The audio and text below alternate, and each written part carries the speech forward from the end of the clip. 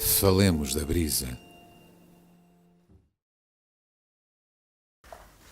Andei a pensar neste poema a semana inteira. É um poema que é uma canção. E é tão, eu acho que é tão bonito, mas ao mesmo tempo é tão deprimente. E depois eu vejo imagens, sempre que ouço esta canção, vejo imagens terríveis. E então gostava de me arriscar a ler o poema. Nós aqui não corremos riscos nenhuns. Por isso, temos rede sempre.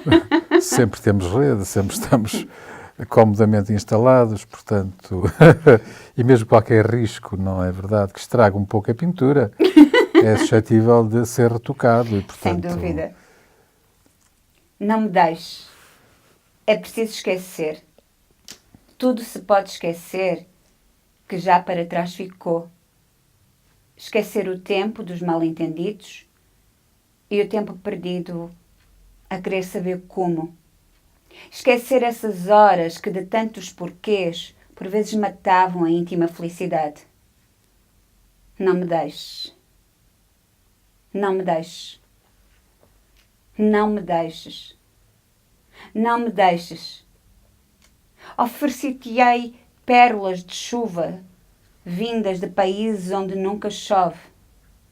Escavarei a terra até depois da morte para cobrir teu corpo com ouro, com luzes. Criarei um país onde o amor será rei, onde o amor será lei e tu a rainha. Não me deixes. Não me deixes. Não me deixes. Não me deixes, não me deixes. Inventar-te-ei palavras absurdas que tu compreenderás. Falar-te-ei daqueles amantes que viram de novo seus corações ateados. Contar-te-ei a história daquele rei que morreu por não ter podido conhecer-te. Não me deixes. Não me deixes. Não me deixes. Não me deixes. Quantas vezes se não reacendeu o fogo do antigo vulcão que julgamos velho? Até há quem fale de terras queimadas a produzir mais trigo que a melhor primavera. E quando a tarde cai, vê como o vermelho e o preto se casam para que o céu se inflame. Não me deixes. Não me deixes. Não me deixes. Não me deixes. Não me deixes, não vou chorar mais, não vou falar mais. Escondo-me aqui para te ver dançar e sorrir, para te ouvir cantar e rir. Deixa-me ser a sombra da tua sombra, a sombra da tua mão, a sombra do teu cão. Não me deixes. Não me deixes. Não me deixes. Não me deixes. Jacques Brel. Ne me quitte pas. Ne me quitte pas. Em francês fica mais bonito. É estranho não é? ouvir... Eu acho... até tem muita piada isto, porque é a mesma coisa que extraires uma frase num determinado contexto e ela, por vezes, assume um significado distinto. Passa-se no mundo das relações afetivas, sim, emocionais, sim. profissionais, na barra dos tribunais também, não é? Sem Quantas dúvida. vezes os advogados, inteligentemente, tentam retirar as frases dos seus contextos e utilizá-las a seu bel prazer. E é extraordinário como este poema do Brel, que imortalizou uma canção que, pelo menos uma geração, ouviu avidamente. Mais do que uma. E que ajudou a amadurecer uma adolescência Sim. ávida de coisas que vinham da Europa e que o regime salazarista, Impedia. o regime salazarento impedia que cá chegasse.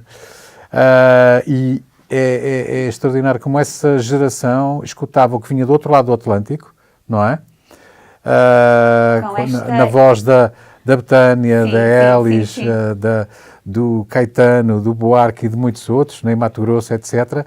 E depois um certo vento, uma certa brisa que soprava da Europa e nessa brisa estava incluído o Jacques Brel. Este Ne me quitte pas fez as delícias de eu digo de uma geração, mas provavelmente... Ele inspira-se muito na poesia trovadoresca. Sim, completamente. Para escrever muitos dos seus poemas. E este poema é muito isso. Esta é uma canção, no Miquitepá, mas ele tem outras pérolas, tem outras delícias. E é tão sofrido. Eu imagino, a imagem que eu tenho é quase no caso do homem, do amante, agarrado às pernas dela para ela não sair dali. E é assim que eu imagino, não me deixe, por favor, não me deixe. Eu tentei não exagerar no tom, mas é um bocado assim que eu imagino, aquele desespero todo. E na canção está muito contido, está lá, no Miquitepá. É uma imagem... É aquela imagem forte, se quiseres, de alguém que está numa posição absolutamente subalternizada, não é? E desesperada. E então pede à sua cara metade que não o abandone, não é? Nem é só deixar, não é? É abandonar, quer dizer. É aquela sensação do abandono, não é de ficar só. E ele dá-lhe tudo. De se sentir só. E ele quer lhe dar tudo, o impossível, tudo. Até fala na morte Às dela. vezes são aquelas promessas que se fazem, não é? E depois, no momento da verdade, não se conseguem cumprir. Eu trouxe uma coisa muito menos dramática. Muito menos dramática. O original também em francês. Vamos recuar umas dezenas de anos. Do Jean Cocteau. Foi uma figura muito importante do início do século, até a primeira metade do século XX, em França, porque era assim uma espécie de um homem do Renascimento, não é? Porque ele foi um belíssimo desenhador, sobretudo desenhador. Os desenhos dele são notáveis. Foi um homem, foi pioneiro da rádio também, ele foi radialista, foi cineasta, fez coisas estonteantes, absolutamente deliciosas, também com com o grande amor da sua vida, que era o ator Jean Marais, e foi poeta, foi dramaturgo, teve, a meu ver, um defeito, para mim um defeito grande, enorme, é que era um aficionado. Da Ele tourada. ia às touradas. Pois. Eram outros tempos. Eu sei que eram outros tempos. Há um livro espantoso que se chama O Ópio, que é o diário de alguém que quase foi consumido pelo ópio e conseguiu fazer uma cura da desintoxicação e verter para esse diário o drama que significou o resistir e o conseguir emergir das cinzas, tal qual Fênix. Para além disso, ele foi o grande mentor de um grupo da segunda dezena do século XX que se chamava Les Six e que reunia vários compositores franceses algo vanguardistas, no seio dos quais existia uma única mulher, a Germaine Taillefer. Grupo esse que se desfez muito precocemente, mas que deixou algumas pérolas da música do início do século XX. Eu vou ler O Filho do Ar.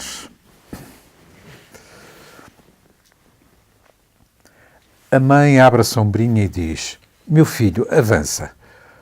Um cigano veloz e livre como a dança, agudo como o raio e como ele feroz, vê, porém, lá ao longe a criança que foge, brincando distraída, sem que a sombrinha branca a abrigue. Socorro! Grita a mãe. A criança perdeu-se, todavia, na névoa da distância. Podes ameaçar, suplicar, nada serve. O teu filho fugiu nos braços da quimera. Ela já tem a voz cansada de chamar. O filho cai no fundo de um tinteiro a sonhar. E noutro sonho, julga que entrou ao acordar. Está na casa onde vivem as crianças raptadas, como a ursa maior, de estrelas construída, sempre pronta a partir, sempre pronta a parar, uma casa espantosa sobre rosas erguida. E a mãe não sossega. E a mãe já está rouca. A mãe soluça e volta sempre atrás como louca, procurando o seu filho e sem o encontrar. Desesperada, em vão ela chama a polícia. O raio e os ladrões têm igual malícia. A polícia, aliás, não tem um grande faro e os meninos roubados sabem andar no ar. Logo pela manhã, ousam a temerosa travessia no arame de maiô cor-de-rosa. Para terem sucesso, quanta calma e perícia. E a mãe está sentada de luto, muito triste, sentada muito triste, encostada à janela. É como se o menino não fosse filho dela. Eles surgem de súbito, os meninos raptados no campo dos ciganos, à volta da fogueira. Ninguém sabe de onde foram roubados. Tem direito a vinho, se faz bom dinheiro. Ele toca o tambor, ele voa, a mãe morre. É vasto o mundo, e novo, noturno, perturbante. Ó mães, desconfiai das janelas, das portas, dos feitiços daqueles que os filhos vos transportam nessas casas que vão por montes e barrancos, puxadas pela luz de 2 cavalos brancos. Muitas imagens. Muitas imagens, muito cinematográfico. Sim, sim, sim. E isso tem acontecido com os autores que nós, já não é o primeiro que nós trazemos e que é ligado ao cinema, e há muitas imagens sempre. Não se conseguem... Esta é uma tradução de um belíssimo poeta que nós ainda não trouxemos cá e que vamos, com certeza, dar a escutar num dia destes, Gastão Cruz. Gastão Cruz, sim. Muito bem, eu ia pedir-te para continuarmos com o Jacques Brel. Eu encontrei esse.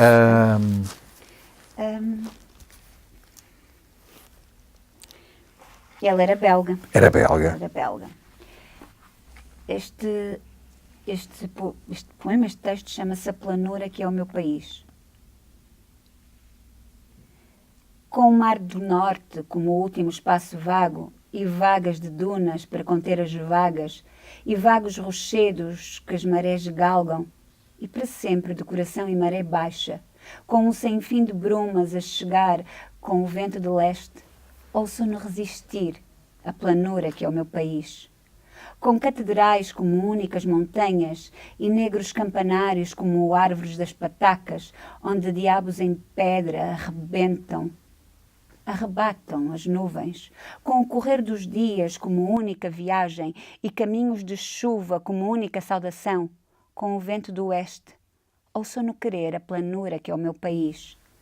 Com o céu tão baixo que um canal se perdeu, com o céu tão baixo que leva à humildade, com o céu tão cinzento que um canal se enforcou, com o céu tão cinzento que merece o perdão, com o vento do norte, que vem dilacerar-se com o vento do norte, ouço-no estalar a planura que é o meu país. Com a Itália a descer o Escô, com a Frida a loira quando se torna Margot, quando os filhos de novembro regressam em maio, quando a planície fumega e estremece ao julho, quando o vento está de rir, quando o vento está de trigo, quando o vento está de sul, ouço-no cantar a planura que é o meu país. Também é cinematográfico, curiosamente. Pois é.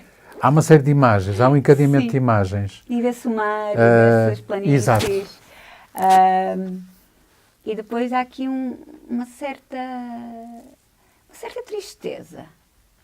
Isso dá vontade de fazer essa viagem, mas de comboio. Sim. Para podermos apreciar a paisagem que nos cerca. Sem dúvida. E o comboio é excelente, é um meio de locomoção excelente. Primeiro porque tem um tempo próprio.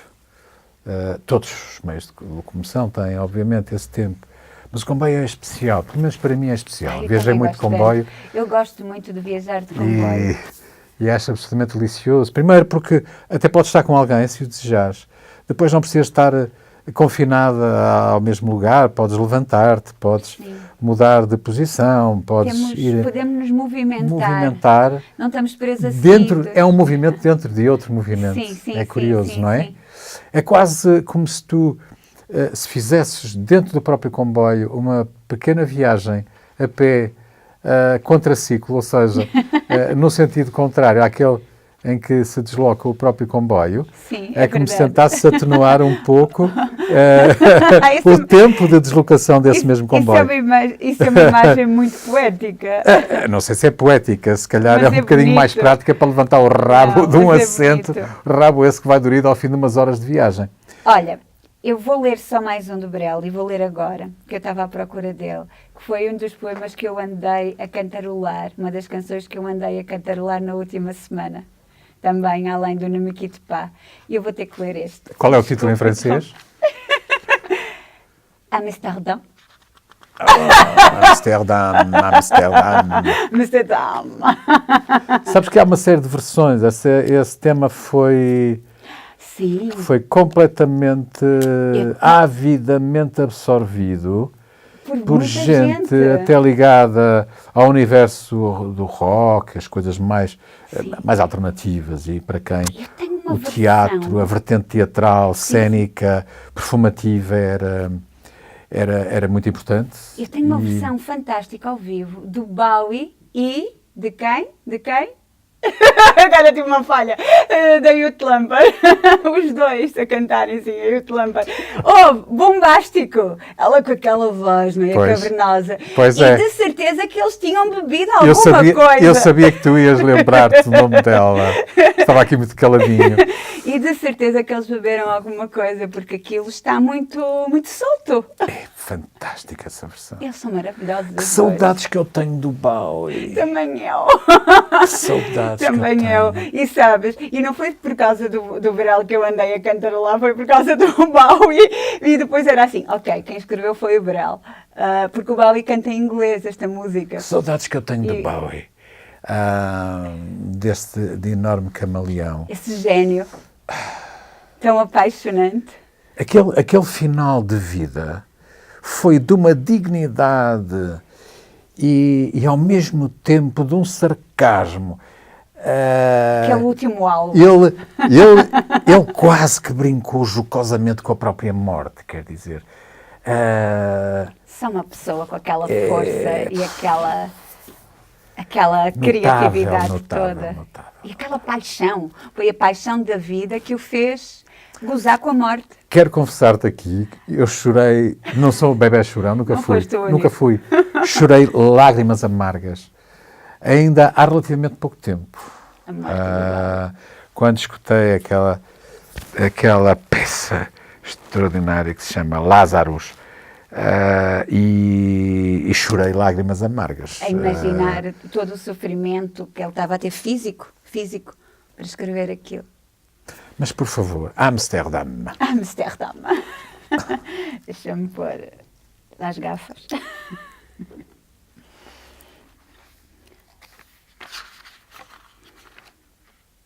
Ai, que lindo. No porto de Amsterdão há marinheiros que cantam os sonhos que os atormentam ao largo de Amsterdão. No porto de Amsterdão há marinheiros que dormem como estandartes ao longo de margens melancólicas.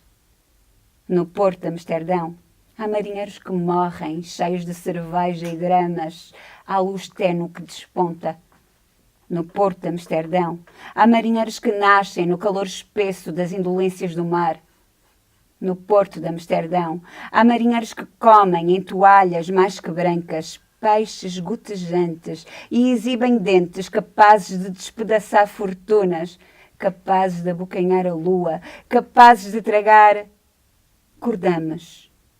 E o cheiro a bacalhau vem até das batatas fritas que as tuas mãos enormes não se cansam de pedir, posto o que se levantam rindo num ruído de tempestade, apertam a carcela e saem a arrotar. No porto de Amsterdão há marinheiros que dançam esfregando a pança na pança das mulheres e giram e dançam como sóis escarrados ao som dilacerado de um acordeão rançoso. E torcem o pescoço para melhor se ouvirem rir. Até que de repente o acordeão se extingue e então com um gesto grave e então com um olhar altivo ousam, na praça pública, o seu falar batávio.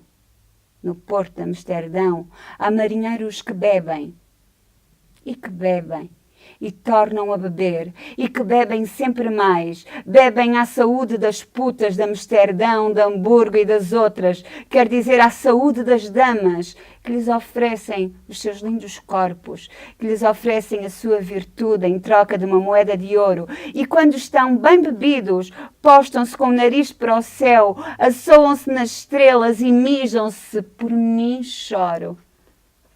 Nas mulheres infiéis. No porto de Amsterdão. No porto de Amsterdão. Fico sem vontade de ler, porque é quase um sufoco, sabes? E esta canção, a canção em si, a música, é muito trovadoresca. Não é? Já que falas Aquela nisso, melancolia. acho que sim. Acho que sim. E o Bowie, de facto, soube... Eu até já estou a pensar na música que vai sair no final do interpretar. programa. Já estou a pensar. Não, eu estou com um grave dilema. Pois estás.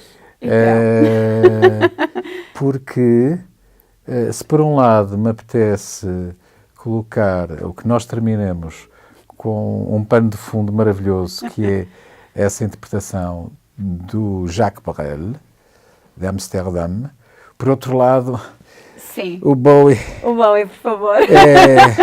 Fica aqui o pedido. Pronto, não fazemos surpresa a ninguém, já sabem, se quiserem no YouTube passarem velozmente para o final do programa, já sabem o que é que e vão já agora encontrar. que falaste no YouTube, temos que pedir aqui uma coisa às pessoas que nos veem. Nós não gostamos muito de fazer isso, mas vamos pedir para partilhar os nossos vídeos fantásticos. Eu gostava que as pessoas partilhassem os Era vídeos. importante para nós isto chegar a mais gente. Se alguém gosta francamente de nós, e mesmo quem não gosta, pode partilhar. Comente! Não é? Comente, E nós que comente gostamos e de que diga, comentários no não gosto, YouTube. não Exatamente. gosto, vocês são dois parvalhões que Vocês estão para são os aí chatos que não se calam e não param de se rir. e que estão para aí a gozar com aquilo que há de mais sagrado, que é a poesia. Podem julgar que Sim, nós queremos estamos... comentários, não é? É, Comentários e queremos muitos partilhas. comentários. E partilhas e comentários. Eu até iria pegar nesses marinheiros de Amsterdã. De Amsterdão. E criar-lhes, ou dar-lhes um outro contexto, Tá bem. e fazê-los viajar nesse comboio, não é? Até Lisboa, Boa. à Lisboa do Mário Cesarini. Muito bem. E embora eu, neste poema, não vá mencionar os célebres marinheiros, o Cesarini tinha um fascínio enorme pelas fardas dos marinheiros. E então ele contava isto. Ele postava-se junto ao Alfeite só para ver sair os jovens marinheiros fardados, não é? Mas já que estamos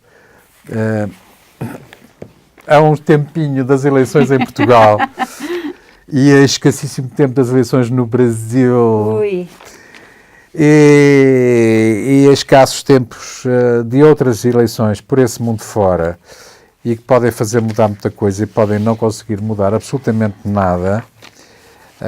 Por isso é que E podem trazer-nos uns os anarquistas desagradáveis. não votam, mas estrategicamente acho que há momentos em que deviam votar. E no caso do Brasil, os anarquistas deviam engolir um sapinho e votar. Sem dúvida. Eu vou ler este poema que o Cesarini escreveu há muitas décadas. Vota por Salazar. Ui. Poderia ser outro ditador qualquer. Paro de novo. Pararei sempre enquanto a fixar em cartazes deste género. Curioso, curiosíssimo este género. Um chefe não é grande pelo nome que arranjou. Salazar, Xavier, Francisco, da Cunha, Altinho, isso que importa. Um chefe é grande pelas suas obras e pelo amor que inspira, pois os fascistas, os nossos bons fascistas, querem que a gente vote por um nome. Por um nome, calcula essa coisa qualquer que qualquer fulano tem. Vota por Salazar, ora... Pois, ó meu povo, vota por 7 letras muito bem arrumadas em 3 sílabas. Deito a cabeça para trás, para deixar sair a gargalhada e aproximo do homem em cima do escadote. Aproximo tanto que ele nota alguém que se aproxima e o braço cai, grosso, pingando água num balde. Dá os bons dias a este irmão, a este bom irmão que anda a colar cartazes para não morrer de fome. E, se não te importas, leria esta voz nos montes de Almada, Sim. também do nosso querido Mário Cesarini de Vasconcelos. Olá, Sol. Olá, cão de 10 minutos. Bom dia aí no céu, longe da terra. Havias de vir connosco lá para dentro, brilhar lá dentro, belo como fogo no mar. Havias de aprender a empalidecer, havias de aprender a vomitar. Quando o fumo é demais e agonia, tu vomitarias raios. Mas não podes. Sabemos que não podes. Sabemos que estás preso, de empreitada aí no céu, como nós cá na terra. Oh, sol, bom sol, é cómico. Filaram-te, puseram-te a coleira. É sol, estás preso, estás proibido de ir lá abaixo, ouviste? Estás proibido de ir connosco lá para baixo. É sol! Que dizes? Tudo proibido. Do teu lado direito, do teu lado esquerdo, à frente e atrás, sobe e sobe. Ora, de qualquer modo, é proibido, é cómico, é atroz, é assim. Portanto, adeus. Até mais ver um dia. Até mais ver. É cão que vens connosco a medo durante 10 minutos todas as manhãs. 10 minutos é o tempo de ir de casa à fábrica. 10 minutos de sol às 8 da manhã. 10 minutos de luz. 10 rápidos minutos. Pois apesar do fumo espesso e imundo, estes homens adoram a carícia de um sol que brilha 12 horas e acalenta a gente que há no mundo. E mais, falam baixinho de uma aurora sem fim, de uma luz intemerária que às 8 da manhã saúda virilmente o sol de 10 minutos da população operária. É sol. O sol que nos aquece. Nobilíssima visão de Mário Cesarini. Isso foi maravilhoso. É. Cesarini é maravilhoso. É. Outro homem E tu renascentista. leste maravilhosamente Outro bem. homem do Renascimento, Cláudia. Sim, Não é? sem dúvida. Olha, tu falaste no Brasil, tens falado no Brasil nos últimos programas, e eu trouxe um texto aqui de um... Ele é um romancista, ele tem alguns livros de crónicas, e eu adoro os livros de crónicas do senhor, que é... Nós já falamos dele, assim como quem não quer, que é o António Lobo Antunes, que é alguém que eu gosto muito dos livros de crónicas dele, gosto muito do seu sentido de humor bem negro, e gosto do modo como ele escreve. E então vou ler um texto que tenho aqui, que se chama O Brasil.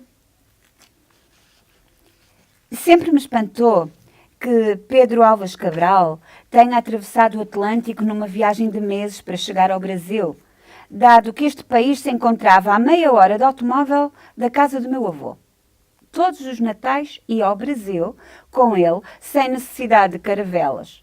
Uma terra cujas fronteiras eram a Rua Alexandre Herculano e a Rua Barata Salgueiro. A geografia... palacetes e andares escuros onde moravam tias muito velhas. Tia Mimi, tia Biluca, tia não me lembro o nome. No fundo de corredores compridíssimos, entre brilho de pratas, latas de biscoitos e os objetos sem sombra de que as pessoas idosas se rodeiam. Para além das tias, habitavam o Brasil, criadas gordas que molhavam num pasmo extasiado. Tão grande! Enchendo-me os bolsos de reboçados de ovos. enquanto, por trás das cortinas, passavam sombras de navios mudos cobertos por chailos de seda roxa, banheiras com patas de leão ferrugentas, de reumático, esquentadores pré-históricos, em que o gás soluçava desgostos de bebê antigo. Um primo doente, gemendo numa cama, as tias a avançarem na minha direção aos solavancos, com as figurinhas das caixas de música oferecendo-me a tremer boiões de cocada. Havia um retrato delas e da minha bisavó numa cômoda, 4 criaturas pestanudas em Belém do Pará. Decoração de ouro e traseiro imponente. As 2 qualidades femininas mais apreciadas pelos cavalheiros do século passado, que se apressavam a casar com elas até os traseiros os matarem e os corações de ouro se cobrirem para sempre outras épocas dos crepes da viuvez. Um retrato onde não encontrava parentesco algum entre aquelas damas generosas e morenas feitas ao torno e as senhoras de Bengala embalsamadas em perfumes pálidos, tratando o meu avô, homem considerável para mim, em volume e em anos, num sorriso enternecido que se reserva às crianças e a quem o meu avô respondia do poço de uma infância recuperada, como se continuassem todos eles nos seringais do Amazonas. O Natal era a única altura do ano que me levava a suspeitar vagamente que o mundo não começara comigo, e fazia de mim uma espécie de apátrida, sem lugar verdadeiro, flutuando no meio de árvores de borracha míticas e acácias concretas, sem sotaque, com uma metade em cada continente, sem que nenhum deles me pertencesse, do mesmo modo que pairava nos palacetes e nos andares escuros, impedindo-me de voar. Barata, salgueiro, fora, pelo lastro de reboçados de ovos das cozinheiras extasiadas. Tão grande e tão bem educado, orgulhosas do meu 1,12 m de timidez silenciosa. Depois, a pouco e pouco, o Brasil deu em desaparecer. As tias diluíram-se uma a uma nas veredas dos prazeres, venderam-se as casas, os pianos calaram-se, tornando-se primeiro a recordação de nada e finalmente nada. Os bolos de ovos deixaram de alegrar os dentistas. Nunca mais houve criadas gordas para me acharem tão grande e tão bem educado. E o Brasil perdeu-se em definitivo, nos abismos do tempo, com os seus esquentadores, as suas banheiras, os seus chailos de seda e os seus boiões de cocada. Continuo a procurá-lo na rua Alexandre Herculano e na rua Barata Salgueiro, por me parecer impossível haverem substituído um país inteiro por agências de viagens, hotéis e sucursais de banco. E, no entanto, é verdade. O Brasil acabou ou apenas permanece lá, no fundo, num cantinho de mim, com os seus quadros, os seus móveis, os seus cristais e, sobretudo, os espelhos. Recordo-me dos espelhos. Dúzias de espelhos refletindo-se uns aos outros, olhando-se uns aos outros, colocados diante uns dos outros, a observar em silêncio nas molduras de talha. Mais do que tudo o resto e do que a morte de um país, é isso que ainda hoje me intriga, quando um espelho se contempla ao espelho. Que diabo de coisa vê?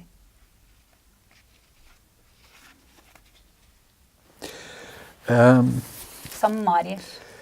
Pois, é uma descrição tão detalhada que eu consigo sentir cheiros, odores, texturas, os tecidos, os ruídos vários, as deambulações dessas tias, nos seus vestidos também, naqueles tecidos de cores variadas. É um mundo tão rico, este que nos descreve o António Lobo Antunes, que o Brasil está todo aí. Está todo em Lisboa, na Lisboa da sua infância, não é? Sim. Na Lisboa da sua infância. Está na gastronomia, naquilo que se confeccionava em casa, nos pudins, para toda aquela doçaria que chegou até nós, vinda do outro lado, nas fotografias. Porque todos nós,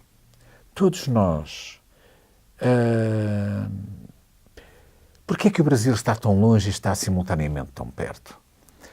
Porque, independentemente desta relação que é estabelecida através de uma língua que é comum, com todas as suas variantes, mas que é comum, e de uma história que é comum, há em cada um de nós alguém que partiu há muitos anos, há muitas décadas, se calhar há 2 ou 3 ou 4 gerações, para o outro lado do Atlântico.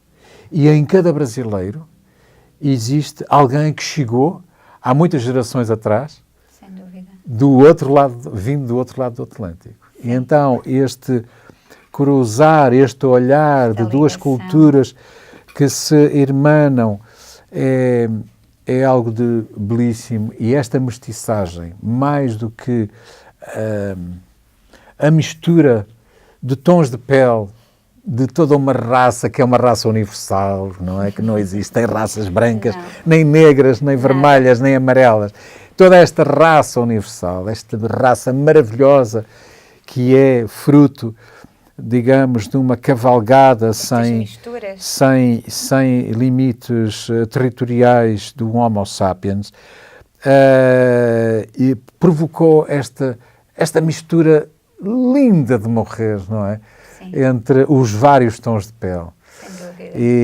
E é por isso que eu afirmo aqui, e acho que, para mim, realmente a expressão é esta: esse cabrão desse Jair Bolsonaro e de todos os Bolsonaros deste mundo não entenderam o quão maravilhoso é viver, ter a sorte de haver nascido num país cheio de culturas, cheio de cores, cheio de aromas, cheio de cheiros e de sotaques. Esse cabrão nunca o entendeu e não o entenderá jamais.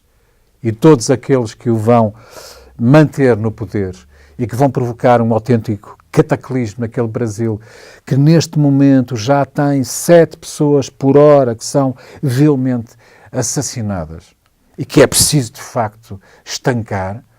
Este Brasil sofredor há tantos anos, há demasiados anos, vai sofrer ainda mais nas mãos deste cabrão, deste energume chamado Bolsonaro.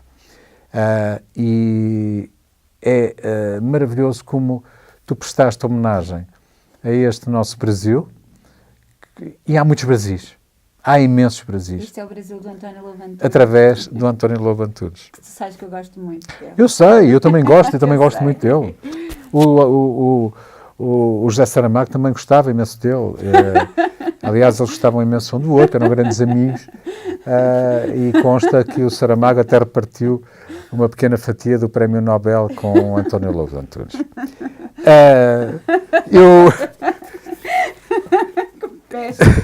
Não, eu adoro António Lobo Antunes, já li. Tu tens que trazer um dia destes, porque aí há um poema do António Lobo Antunes que tu lês maravilhosamente bem, que é aquele dos homens quando estão doentes. Mas isso é quando os homens nunca estão doentes. Não, nada. Os homens nunca estão doentes. Não, é que tu lês isso tão bem. Eu tenho a tua voz gravada na minha cabeça, com o sofrimento todo do homem doente. Maria, eu morro. Sabes uma coisa? Não. Olha, eu estou perdida. Eu não estou nada perdido. Estou perdida, porque eu tenho aqui tanta coisa eu não consigo evitar regressar ao Cesário Verde. Sabes que eu também trouxe hoje o Cesário, mas é para outras núpcias. O livro do Cesário. Vou fazer uma vestinha. Podes. Então começa por ler tu, não, Cesário Verde. Lê tu. Eu não vou ler Cesário hoje. Eu adoro Cesário. Adoramos. Adoramos. Está bem, mas eu adoro Cesário. Mais que tu, muito mais. Está muito bem, mais. Pronto. Todos os poemas são absolutamente estonteantes e tenho muita dificuldade em fazer qualquer escolha. Mas vou ler aqui esta Frígida, que eu acho um piadão. Mais uma vez, esta capacidade enorme que ele tinha de observação. E ele, com o seu ar bem British, segundo rezam Cândido. as crónicas. Há um livro, há uma descrição do Fialho de Almeida, que eu lamentavelmente não trouxe, mas que vou trazer. Da próxima vez vou-me lembrar e vou trazer. Então, diz o Cesário. O teu Cesário. Balzac é meu rival, minha senhora inglesa. Eu quero-a porque odeio as carnações redondas. Mas ele eternizou-lhe a singular beleza e eu turbo-me ao deter seus olhos cor das ondas. Admiro-a. A sua longa e plácida estatura expõe a majestade austera dos invernos. Não cora no seu todo a tímida candura. Dançam a paz dos céus e o assombro dos infernos. E vejo-a caminhar fleumática e irritante, numa das mãos franzindo um lenço de cambraia. Ninguém me prende assim fúnebre, extravagante, quando arregaça e ondula a preguiçosa saia. Ouso esperar, talvez, que o seu amor me acoite, mas nunca a fitarei de uma maneira franca. Traz o esplendor do dia e a palidez da noite, é como o sol dourada e como a lua branca. Pudesse-me eu prostrar num meditado impulso, ó gélida mulher bizarramente estranha, e trêmulo de pôr os lábios no seu pulso, entre a macia luva e o punho de Bretanha. Cintila no seu rosto a lucidez das joias, ao encarar consigo a fantasia pasma. Pausadamente lembra o silvo das jiboias e a marcha demorada e muda de um fantasma. Metálica visão que Charles Baudelaire sonhou e pressentiu nos seus delírios mornos. Permita que eu lhe adule a distinção que fere as curvas da magreza e o lustre dos adornos. Deslize como um astro que declina. Tão descansada e firme é que me desvaria e tem a lentidão de uma corveta fina que nobremente vá num mar de calmaria. Não me imagino um doido. Eu vivo como um monge, no bosque das ficções, ó grande flor do norte, e ao persegui-la penso acompanhar de longe o sossegado espectro angélico da morte. O seu vagar oculta uma elasticidade que deve dar um gosto amargo e deleitoso, e a sua glacial impassibilidade exalta o meu desejo e irrita o meu nervoso. Porém, não arderei aos seus em contactos frios e não me enroscará nos serpentinos braços. Receio suportar febrões e calafrios. Adoro no seu corpo os movimentos laços. E se uma vez me abrisse o colo transparente e me osculasse, enfim, flexível e submissa, eu julgaria ouvir alguém agudamente, na extrema vez, a cortar pedaços de cortiça. Delicioso, Cesário. Ele é maravilhoso. Delicioso, Uma Cesário. pessoa apaixona-se. Enquanto depois eu leio, se quiseres, procuras... Não vou ler Cesário. Ai, não Mas vês, vou não ler lês, uma pessoa que eu acho que viveu na mesma época. É espanhol. Eu já ando a falar dele desde o início da semana. O nome completo é Gustavo Adolfo Cláudio Domingues Bastida, mas adotou para as suas escritas o nome de Gustavo Bécquer ou Gustavo Adolfo Bécquer. Ele foi buscar o Bécquer ao pai. Ele nasceu em Sevilha, também devia ser um aficionado, em 1836 e morreu muito cedo com tuberculose e sífilis. E é um dos grandes nomes da literatura espanhola, é um dos grandes nomes dos românticos. Ele escreveu muito pouco, porque morreu muito cedo. E, olha, morreu com 34 anos. Bom, o nosso Cesário. Sim, por isso é que também morreu. Eu resolvi agora engatar. Com pouco menos. Exatamente, o Gustavo Adolfo Becker a seguir ao Cesário. Ele tem aqui um texto enorme. Este livro é Rimas e Lendas, e tem aqui um texto que é uma delícia. Eu não vou ler o texto todo, só vou ler um bocadinho. E a minha dúvida era se o traduzia, porque o livro está em espanhol, para o português, ou se eu lia em espanhol. Eu vou optar por ler em espanhol, porque posso não traduzi-lo corretamente. Porque há aqui algumas expressões, muito deles, e então eu vou lê-lo. Numa ocasião, ia traduzi-lo. Ia traduzi-lo. Eu disse Estava a achar bem. Não. Bem estranho. Eu a dizer que estava não vou. a procurar no castelhano realmente essa expressão numa ocasião. Aqui vamos, desculpa. En una ocasión me preguntaste ¿qué es la poesía? ¿Te acuerdas? No sé a qué propósito había yo hablado algunos momentos antes de mi pasión por ella. ¿Qué es la poesía?, me dijiste. Y yo, que no soy muy fuerte en esto de las definiciones, te respondí titubeando. La poesía es... Y sin concluir la frase buscaba inútilmente en mi memoria un término de comparación que no acertaba a encontrar.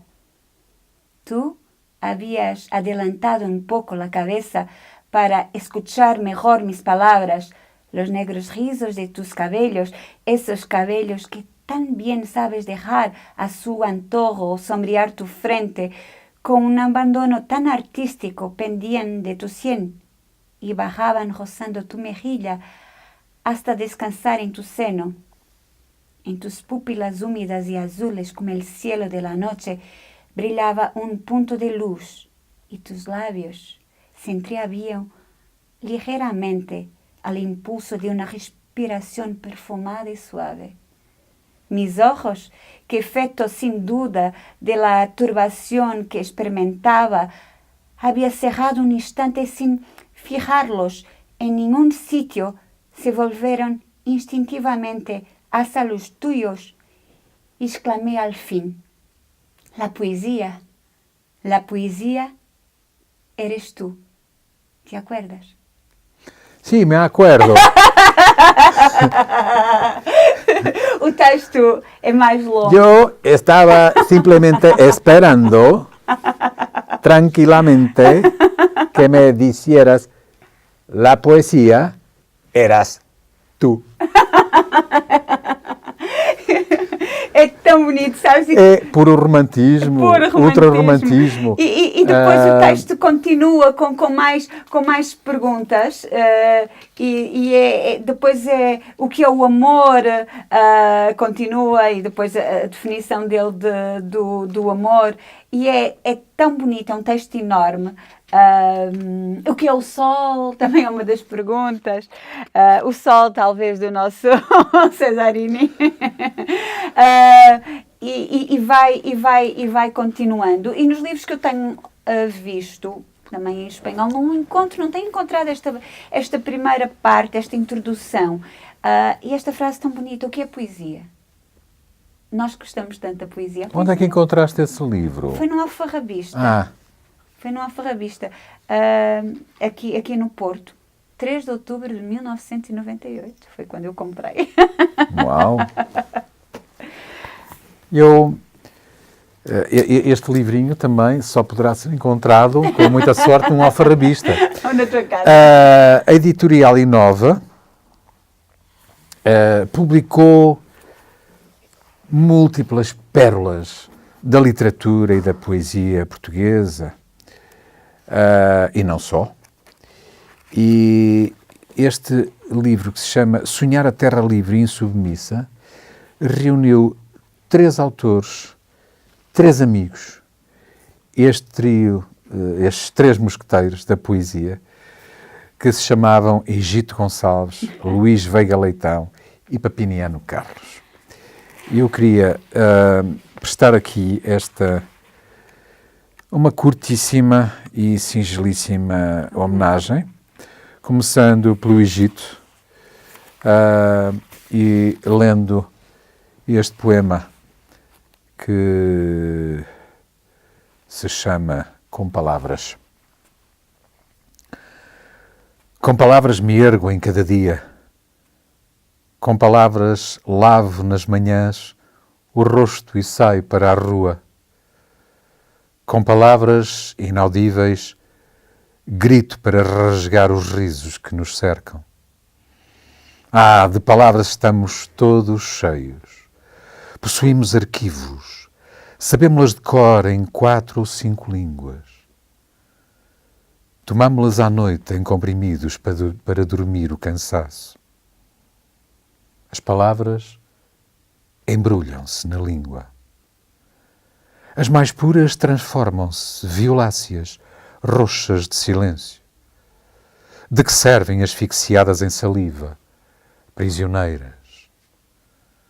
Possuímos das palavras as mais belas, as que ceivam o amor, a liberdade. Engulo-as perguntando-me se um dia as poderei navegar, se alguma vez dilatarei o pulmão que as encerra. Atravessa-nos um rio de palavras. Com elas eu me deito, me levanto e faltam-me palavras para contar.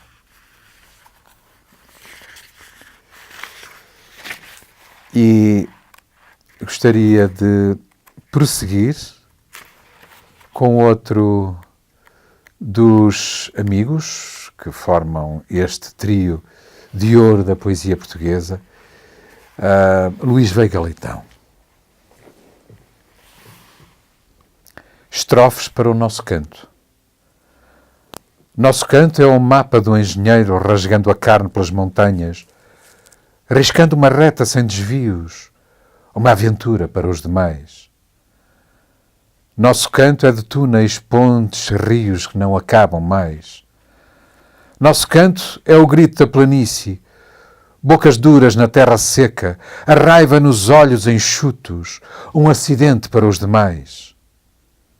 Nosso canto é de campos, canais, frutos que não acabam mais. Nosso canto é a voz de pescador arpoando naufrágios no mar, fome pescando ao rés dos charcos, uma tragédia para os demais. Nosso canto é de redes, peixes, barcos que não acabam mais. Nosso canto é o uivo das fábricas, um corpo esmagado, marcando o ritmo da morte a compasso, uma notícia para os demais. Nosso canto é de braços, troncos de aço, que não acabam mais. Nosso canto é o rosto das crianças, corpos à vela pelas vielas, praga verde dos vendedores, uma perdição para os demais. Nosso canto é de parques, lagos, flores, que não acabam mais. Nosso canto é o cume dos andaimes, homens suspenso das alturas, homens camaradas das estrelas, clowns de circo para os demais. Nosso canto é de bairros, luz, janelas, que não acabam mais. Nosso canto é o grito no medo, um gelo bloqueando as mãos, o fundo e a voz das criaturas, mercado negro para os demais. Nosso canto é de vozes livres, puras, que não acabam mais. Nosso canto é o sonho dos domingos viajando em barcos parados. Tóquio, Pequim, Paris, Ankara, vilesiatura para os demais. Nosso canto é de estrada, aberta, clara, que não acaba mais. E por último, este maravilhoso Papiniano Carlos com a ave sobre a cidade. Era noite fechada na cidade insone. Saí para as ruas, não sei que buscava. Achei uma ave. A noite era dia para quem tinha achado uma ave. Ofegante, corria, deslumbrado, corria, a todos mostrava a admirável ave que na mão levava. Mostrava-a feliz aos vagabundos e às prostitutas, às criancinhas e aos desgraçados, e todos corriam a meu lado, vinham e todos levávamos a ave sonhada. Olhai esta ave, olhai esta ave. Vinham os jovens e as moças em flor, a ave pousava-lhes no bico dos seios. Vinham os poetas e os operários, vinham os soldados, vinham os sábios e as costureiras. Esta ave é nossa! Esta ave é nossa! A noite era dia e cheias as ruas. Éramos um rio de risos, de lágrimas, de ansiedade. Levávamos o sonho há muito sonhado. Levávamos a ave. Onde outra igual? Onde outra igual? Foi quando vieram os que não querem nem flores, nem aves assim admiráveis. De armas nas mãos traziam o fogo dos vivos infernos. Largai essa ave! Largai essa ave! Então corri para eles com a ave na mão. Olhei-os nos olhos com a ave na mão e a ave cantava sem corpo nos galhos do meu ser violado. A ave voava sobre a cidade. Esta ave não morre! Esta ave não morre!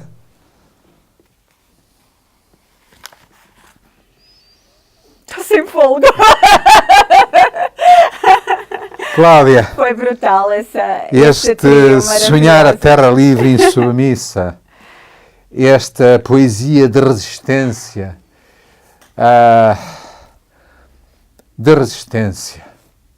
de resistência. Foi brutal. Obrigada. Achas que ainda temos tempo para mais? Temos tempo para tudo. Não sei. Acho que temos pouco tempo. A poesia resiste. Acho que temos pouco tempo. Ai, eu tenho aqui, eu vou trazer Nuno A poesia Judas. resiste ao tempo e resiste aos verdugos. Vou trazer Porque a Nuno poesia Judas. é o protesto, é esta insubmissão do papiniano Carlos, é a resistência pura e simples às ditaduras. Nuno Judas, a Europa em Roterdão. Dói-me o coração da Europa com as suas veias inchadas pelo vento do Ocidente e as mãos gretadas pelo gelo dos invernos. Sentei-me com a Europa num bar de Roterdão, desenhando na cabeça os mapas do mundo, e obriguei a beber o café holandês com os seus lábios doentes, como se a Europa não fosse o continente insone dos últimos milénios, varrido pelos temporais da mitologia, da crença abalada por um terror ateu. Vi a Europa nesse café de Roterdão antes de sair para as ruas desenhadas a compasso e esquadro.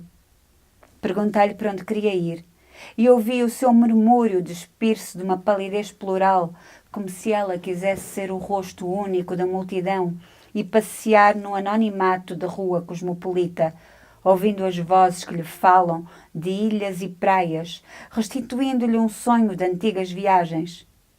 Vejo nos seus olhos um reflexo das gruas e guindastes do porto de Roterdão e apago a borracha da eternidade para que ela se sente na esplanada, onde lhe peço que me fale, e ela olha-me em silêncio, com a voz alucinada num eco de loucura, e ouço-a dizer-me que não sabe em que tempo vive, como se fosse eu que lhe tivesse de ensinar o caminho.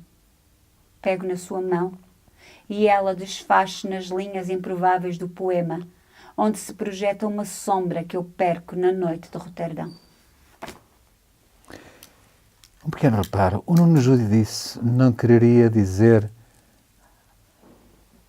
Amsterdão, Amsterdão. Não sei, é Holanda. de Roterdão a Amsterdão. É sim, é... É uma linha, É, porque é, aquilo é é. tudo planície. E nós fomos levados neste programa pelas planícies. É verdade. Da Bélgica, da Holanda. Começamos quase em Amsterdã e agora terminamos em regressamos à Holanda, não é? É, Nesta pequena viagem. eu disse as coisas mais simples. Mas tens aí alguém que... Não sei se temos tempo. Temos todo o tempo. Olha, a Sofia, A minha filha? não, a de Melbreiner Anderson.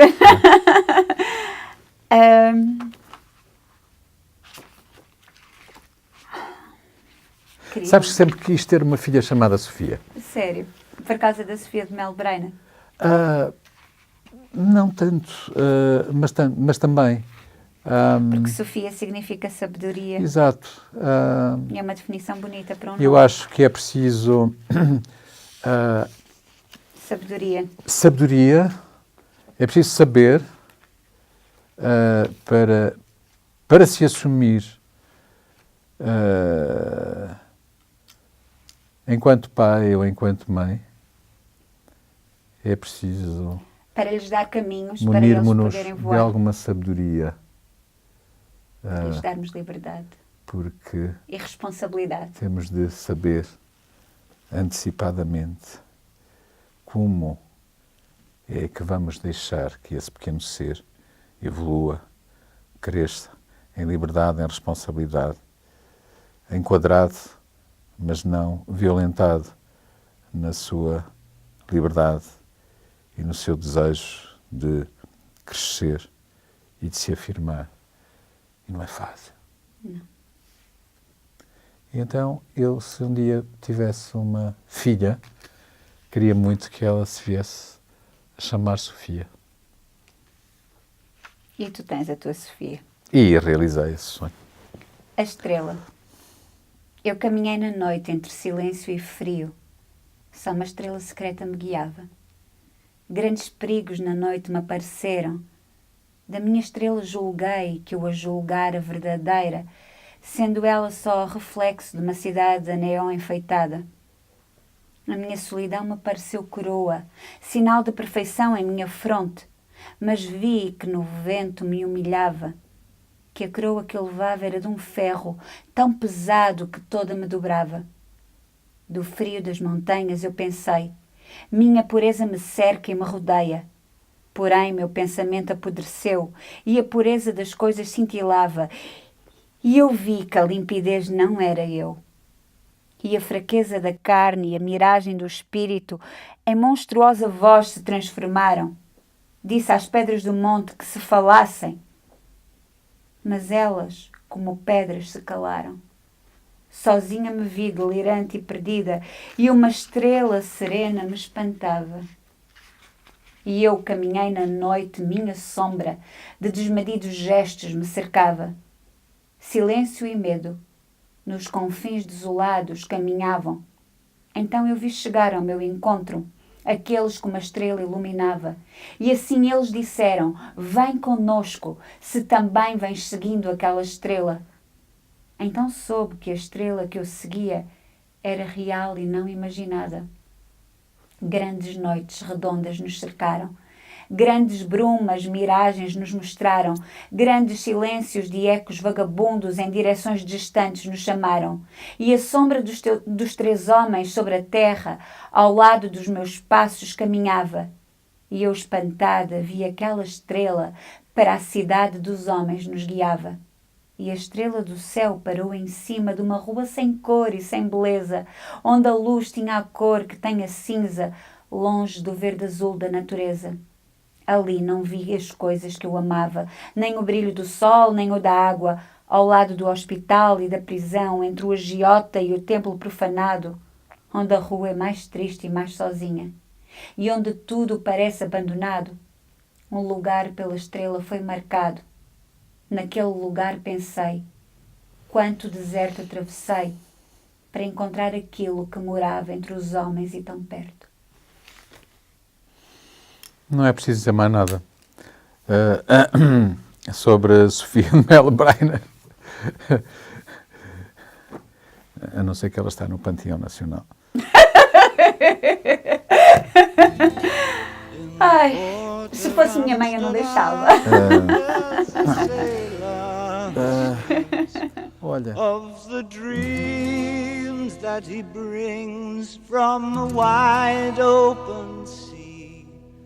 In the port of Amsterdam there's a sailor who sleeps while the riverbank weeps to the old willow tree. In the port of Amsterdam there's a sailor who dies, full of beer, full of cries, in a drunken town fight. In the port of Amsterdam there's a sailor who's born on a hot muggy morn by the dawn's early light.